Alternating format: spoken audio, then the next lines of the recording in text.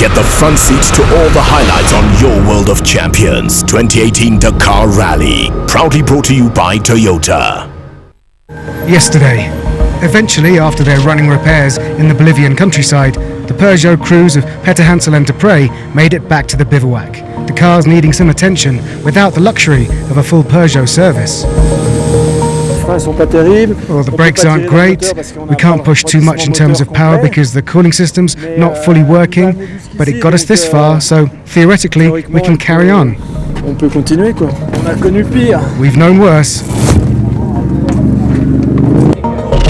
With the longest stage of the rally still to test the car, the camaraderie of the two crews is clear as they finally stop for the night to eat and recap on the day's trauma.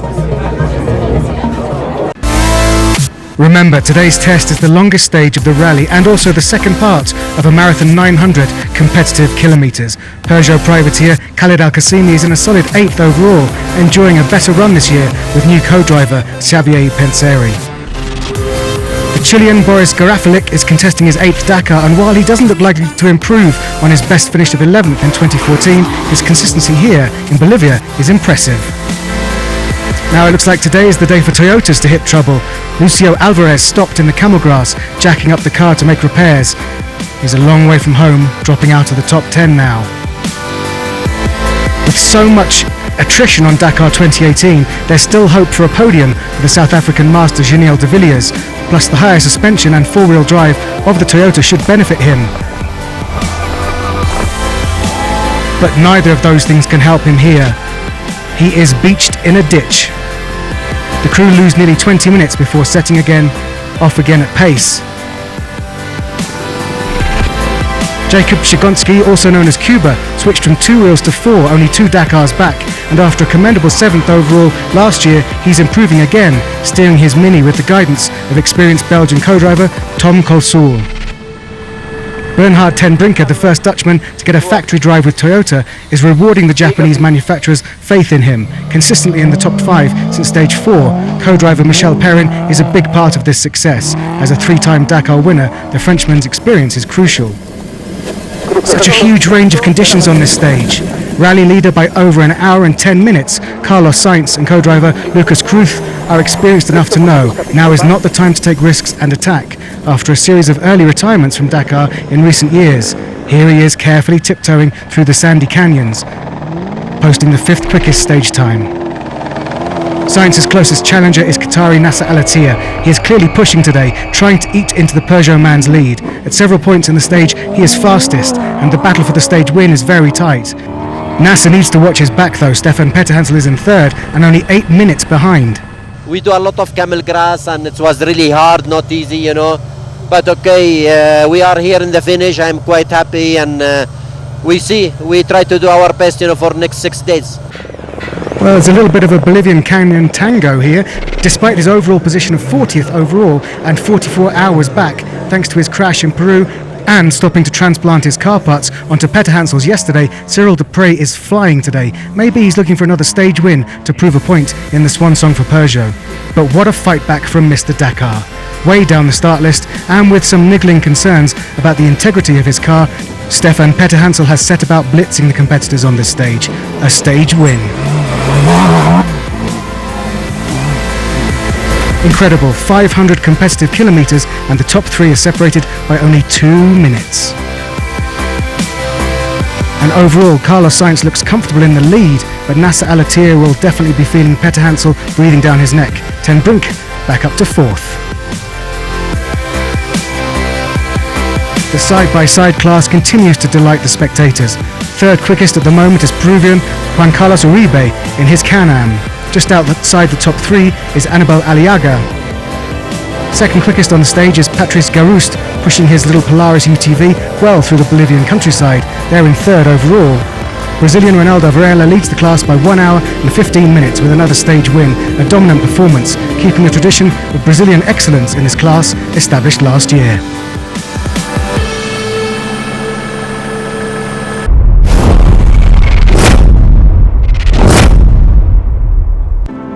This is the story of a Dakar old-timer who has seen it all, and a young man who dreams of glory. Two generations, 40 years apart, but one common passion. My name is Joseph Kalina and I'm 69. My name is Martin Maciek and I'm 28 years old. My first Dakar was in 1985. My first Dakar was in 2013. We were the first from communist country which came. Naturally, we had to discuss a lot with Thierry Sabine. He was very friendly, he was very helping. Actually, we were the same age. We were born 1949. Kalina is a Dakar legend, having won the rally 3 times with Carolo Price. He was the one who were teaching me the navigation. I started his career, and 2 years we were sitting in the same cabin. So I was making sort of instructor to the young Maciek. And so we were like discussing everything together. Of course, all the knowledge I got from him, it's always good. But maybe not that knowledge, more of it's those funny stories, you know, from the history, because it was so horrible, let's say, you know, to do what they did. In Tenere, in Sahara, you could die there. If you lose the way, if something got wrong on the machine, you could easily die there.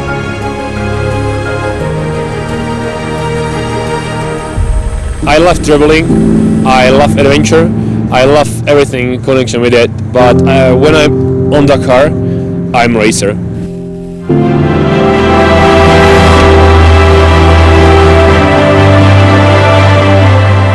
Why I am here, why I am still here. I say I am here because of the people around. It makes me younger, it makes me happy, it makes me feeling at home, rather suppressed. So if the Dakar ends, I say to myself, hell, I would go backwards once again. Maybe I'm a fool.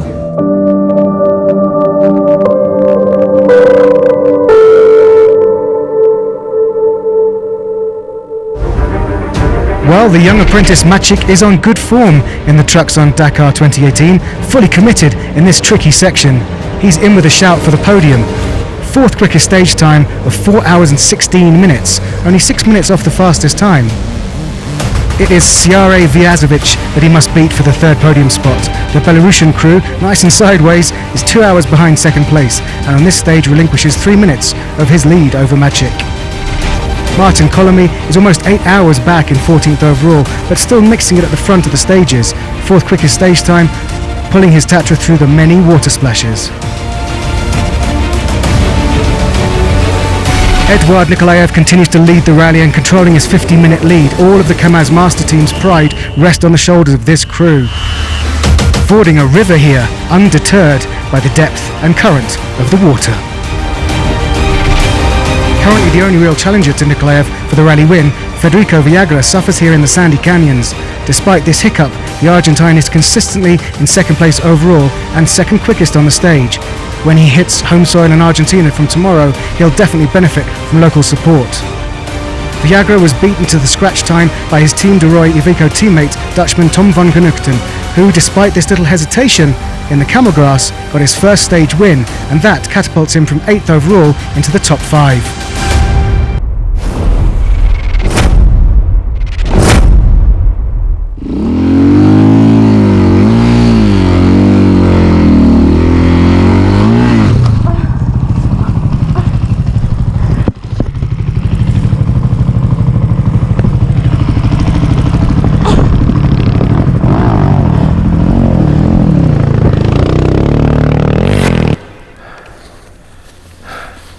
Okay, now it's not cold anymore.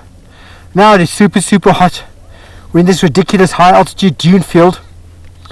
It is such hard work. There's no time for cold.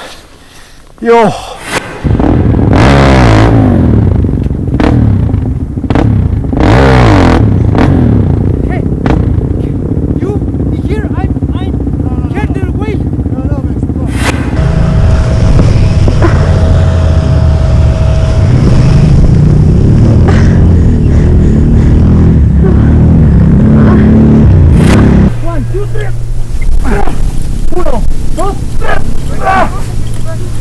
Putain, mais c'est pas possible. Locals are giving me some water now. My word, this is tiring. But hey, 5 kilometers. Gracias. You're welcome. Don't worry. You have 5 kilometers. Yes, you have the road in the right, and then you have to turn the left. And you have to continue. Okay? How far is the road? What? How far to the road? I don't know.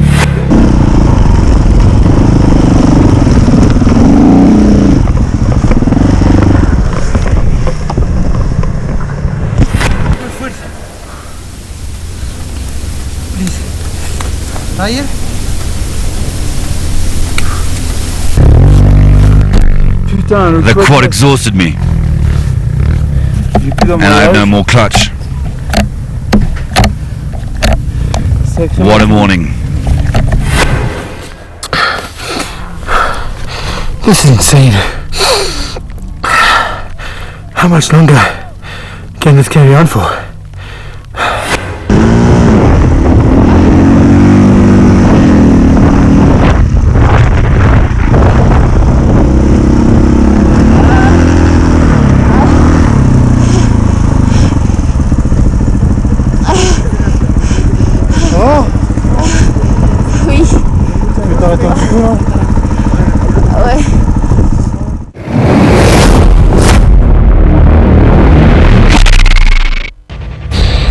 Tomorrow's stage, Stage 9 to Pizza Salta, has been cancelled, with bad weather adversely affecting the rally logistics. Heavy rainfall is one of the trademarks of the highlands of Bolivia's Altiplano, giving this stretch of the Andes their lush greenery and wide range of wildlife.